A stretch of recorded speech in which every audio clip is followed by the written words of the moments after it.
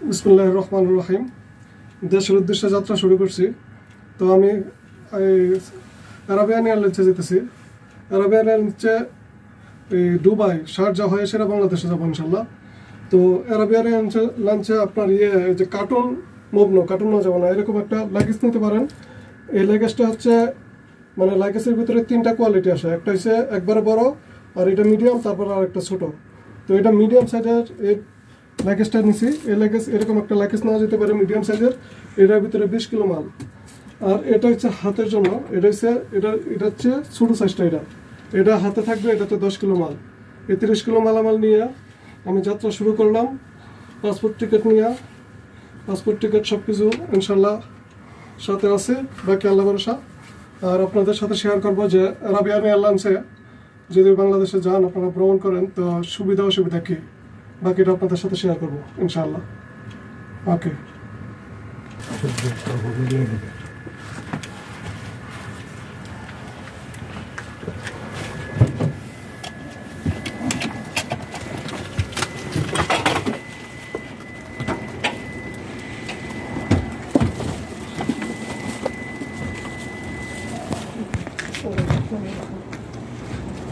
يلا بسم الله حسن.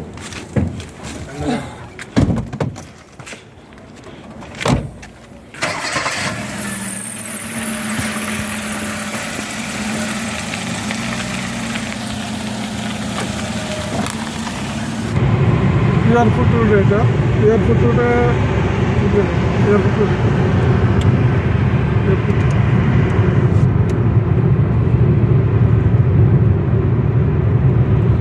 Airport রোডে যাচ্ছে এখন।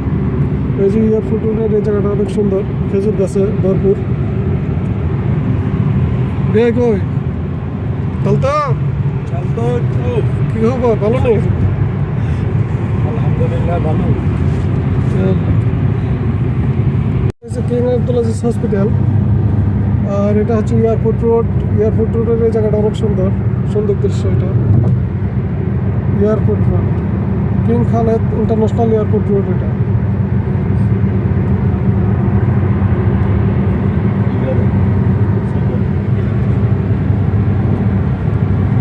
গাছ টাছ দিয়ে অনেক সুন্দর করছে। এখন 3 নম্বর টার্মিনালে প্রবেশ করছি। করার পরে এখানে ডিসপ্লেতে দেখতেছি যে আমার ফ্লাইট নম্বর কত এবং গেট নম্বর কত এখানে লেখা আছে। তো এখান থেকে আমি দেখি এই যে এখানে এয়ার আরাবিয়া লেখা আছে। আমার ফ্লাইট নম্বর হচ্ছে G9 10550। এটার গেট নম্বরটা দেওয়া আছে এখানে 320 থেকে 322। 320 থেকে 322 নম্বর গেট নম্বর দেওয়া আছে। এই যে এখানে 320 322-এ আমি যেতে হবে। এখন 320 322-এ আমি যাই বুকিং দিতে হবে। 320-22-এ যাই আমাকে বুকিং দিতে হবে। এখান থেকে দেখা আমি এখন 320-22 নম্বরে যাই বুকিং দেবো।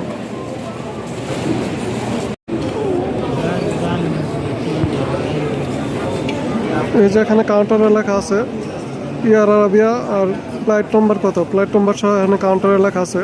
তো এখানে বুকিং দিতেছি। এখন বুকিংয়ে আছি।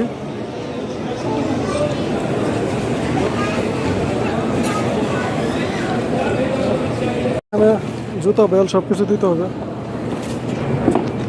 অনেক কাপড় খুললে জুতা সহ খুলে দিতে হবে এখানে।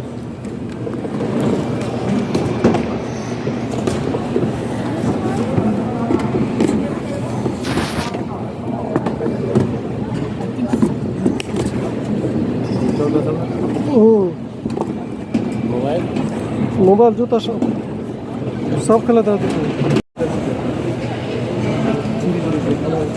যে এখানে দেখাইতেছে যে আপনি কোথা থেকে কোথায় যাবেন, এই জিনিসগুলো দেখাতেছে। আমি যেহেতু এয়ার আরাবিয়াতে যাব, এই যে এয়ার আরাবিয়া ফ্লাইট নম্বর হচ্ছে G9 155। এটা গেট নম্বর দেখাইতেছে 332 নম্বর। 332 নম্বর গেটে যেতে হবে বাকি। এখান থেকে দেখে আপনি গেট নম্বরে তারপরে গেটে যেতে হবে। 332 নম্বর গেটে যেতে হবে। এই যে 332 নম্বর গেট, এই 332 নম্বর গেটে দেওয়া বুকিং নেবে। তো এটা খুঁজে বাইর করতে হবে আপনাকে, বাইর করে তারপরে গেট অপেক্ষা করতে হবে। আমি উপর থেকে নিচে আসলাম, নিচে এখানে অপেক্ষা করতেছি এখন। এখানে টিকিটের যে গেট নম্বরটা দিছে দেখেন, গেট নম্বর দিছে 302 গেট নম্বর দিছে, আর ফ্লাইট নম্বর ঠিক আছে, কিন্তু 302 যে গেট নম্বরটা দিছে এটা ওখানে পরিবর্তন করে এখন 332 আছে, 332 এখন করছে। এই যে তো গেট নম্বর দেখে মূলত আপনার অপেক্ষা করতে হবে। আর গেট নম্বরটা আপনি শিওর হওয়ার জন্য এটা পরিবর্তন করলে আপনার এই যে এখানে সাথে দেখাবে। এটা হচ্ছে পুরুষদের জন্য টয়লেট, এই চিহ্নটা দেওয়া আছে যেটা, এটা পুরুষের জন্য চলবে। আর মহিলাদের চিহ্ন হচ্ছে এরকম, এটা হচ্ছে মহিলাদের চিহ্নটা। টয়লেটে যেতে হলে এইভাবে বাসে করে যাইতেছি এখন, বাসে এখন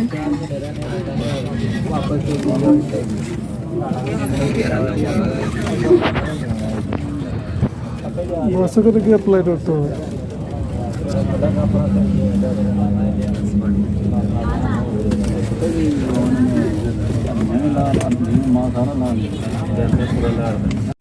বাসে করে এসে এখন ফ্লাইট উঠতেছি।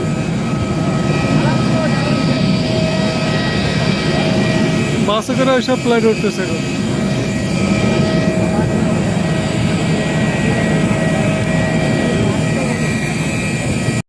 এই হচ্ছে সৌদি আরব এয়ারপোর্টের বাইরের অংশ, এটা পার্কিং। এয়ার আরবিয়াতে করে যদি আপনি ভ্রমণ করেন তাহলে আপনাকে এরকম পার্কিংয়ের ভিতরে আইসা, বাস দিয়ে আইসা তারপরে বিমানে উঠতে হবে, সরাসরি এয়ারপোর্ট থেকে বিমানে উঠাবে না। এটা একটা সমস্যা। এটা হচ্ছে ভিতরে, মানে ভিতরে অংশ।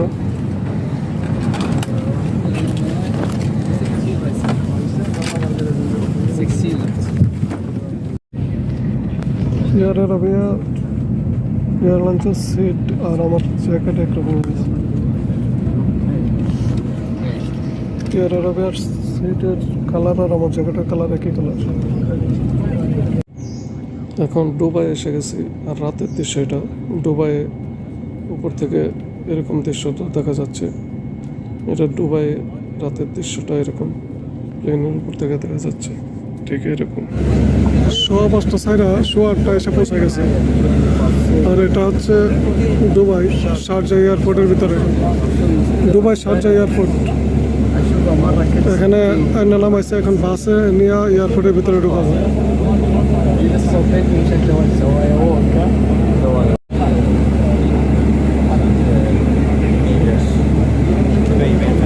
বাসে করে নিয়ে এয়ারপোর্টে ঢুকাবে এখন।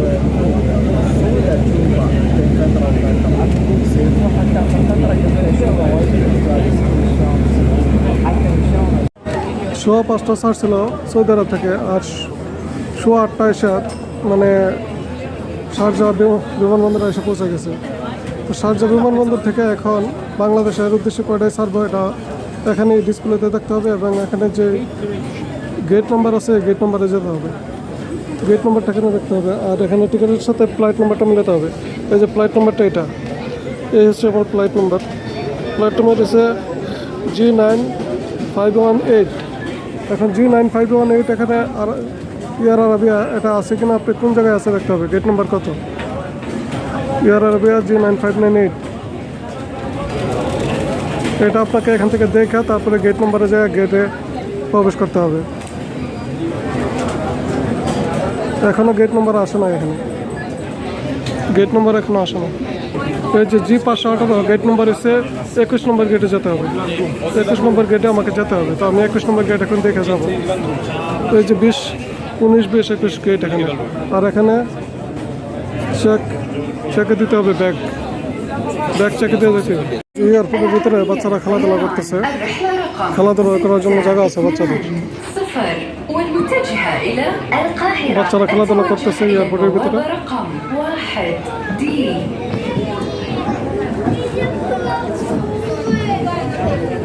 All passengers flying on board Air Arabia, flight number নম্বর গেটে অপেক্ষা করতেছিলাম, কিন্তু এখন এখানে যে দেখা যাইতেছে 20 নম্বর গেটে না, 21 নম্বর গেট দিয়ে আমাকে প্রবেশ করতে হবে। এখানে দেখা যাইতেছে এই ডিসপ্লেটাতে একটু পরে পরে চেক করতে হবে, যে কোনো সময় আপনার গেট নম্বর পরিবর্তন হতে পারে। তাই যারা ট্রানজিটে যাবেন বা যারা আসা যাওয়া করবেন, এই ডিসপ্লেতে অবশ্যই আপনাকে একটু পরে পরে চেক করতে হবে, যতক্ষণ পর্যন্ত না আপনার গেট কনফার্ম না হবে।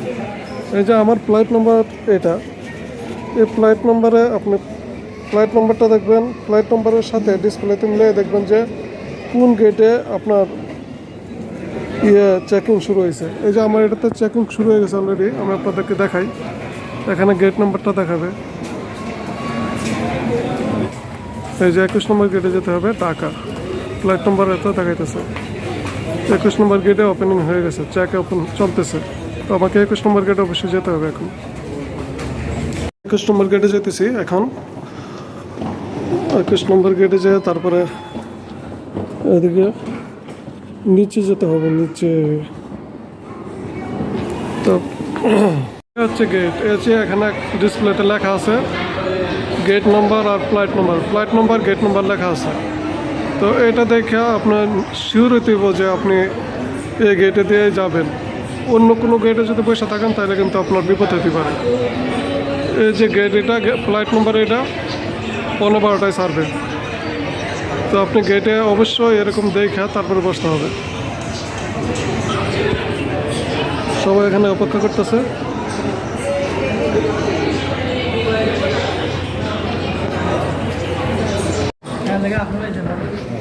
অনেকটাই হওয়ার কথা ছিল, এখন 2টাই ডিলে করে দিছে। এই যে ফ্লাইট 2টাই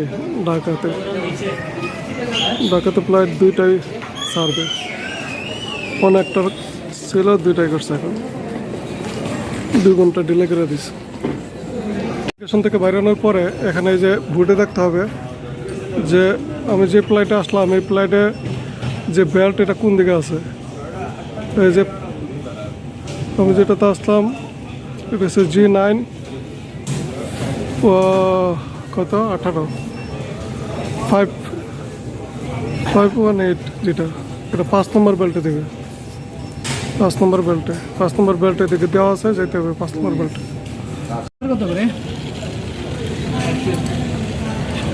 টাকার রেট এখানে দেখা যাচ্ছে কত, সৌদি রিয়াল কত, 32 টাকা 60 পয়সা সৌদি রিয়াল আজকে রেট, 32 টাকা 60 পয়সা। এই যে বিনামূল্যে। ওয়ালাইকুম আসসালাম রহমতুল্লাহ। হ্যাঁ, কই আসুস ভাই? এয়ারপোর্টে? আচ্ছা, এয়ারপোর্টে ঢুকছো তো তুলে, তো অসুবিধা নাই। বোতল ভবনের কার পার্কিং যেটা আছে না, এদিক দিয়ে আমি বাইরমো আর কি। বোতল ভবনের কার পার্কিং এদিক দিয়ে বাইরমো, এগিয়ে আসছি। তারপর পার্কিংয়ে লই নিচতলা পার্কিংয়ে।